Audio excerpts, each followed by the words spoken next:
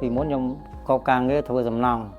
ពេលហើយ5 6ឆ្នាំហ្នឹងពេលមុនធ្វើសំណង់យើងទៅថាពេលព្រឹកទៅល្ងាចបានមកវិញហ្នឹងអញ្ចឹងវាអត់មានពេលវេលាមើលកូនមើលចៅអញ្ចឹងទៅក្តៅហត់នឿយខ្លាំងអញ្ចឹងចង់បើកមុខរបររកស៊ីហ្នឹងទៅឃើញមិត្តភ័ក្តិដែលធ្លាប់ដែលឆ្កល់គ្នាហ្នឹងគេបើកអាជីវកម្មទឹកសុទ្ធហ្នឹងដែរដល់ឃើញអញ្ចឹងគេសួរគេណើម្ដងការធ្វើនឹងមានភាពរីកចម្រើនហើយក៏យើងសួរគេទៅក៏ចង់បង្កើតជាមុខរបរទឹកសុទ្ធចឹងដែរការមុនដំបូងអត់មានដើមទុនណាគ្រប់គ្រាន់គ្រាន់តែយើងចៃអង្គមីក្រូហិរញ្ញវត្ថុហ្នឹងដើម្បីជួយដោះស្រាយការងារចឹង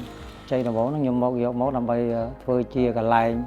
បាំងទិញស័ង្កសីដែកព័ទ្ធជុំវិញកន្លែងផលិតទឹកសុទ្ធហ្នឹងហើយណាមួយយើងទិញមកដំឡើងម៉ាស៊ីន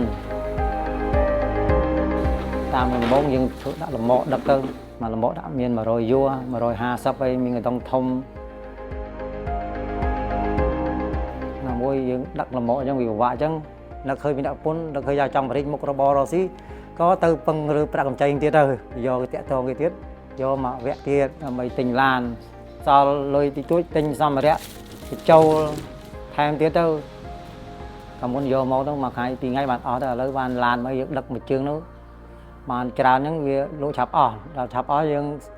ជីវភាពយើងក៏វាមិនធ្វើតាំងដូចពីមុនដែរក៏ធូរម្ដងតិចដល់ពេលយើងបរិចមុខរបរអញ្ចឹងមានពេល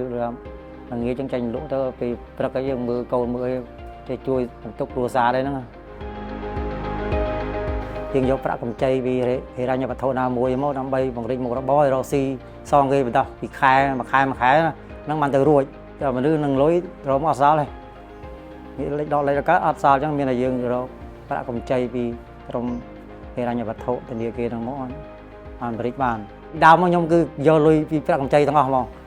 ម្ដងតិចរហូតដល់មានបានប៉ុណ្ណឹងមកគឺពឹងលើប្រាក់កម្ចីទាំងអស់